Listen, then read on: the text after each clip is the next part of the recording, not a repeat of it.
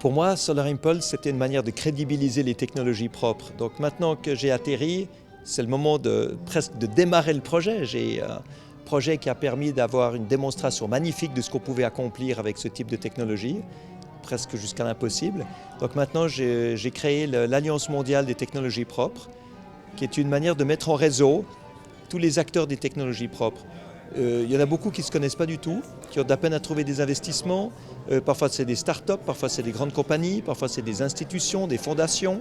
Et on voit que créer un réseau comme ça permet d'amener des solutions à tous ceux qui en ont besoin. Et quand on parle de buts à atteindre dans les changements climatiques, quand on parle d'action, c'est vrai qu'on ne peut pas y arriver si on ne sait pas comment atteindre ces buts.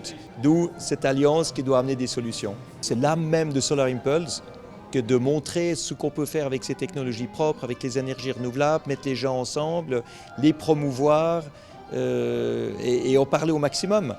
Parce que vous savez, quand on fait que de parler des problèmes des changements climatiques, on décourage tout le monde. Donc il faut vraiment montrer que maintenant il y a des solutions qui sont parfaitement rentables, qui créent des emplois, qui permettent de développer la croissance économique, mais de manière propre.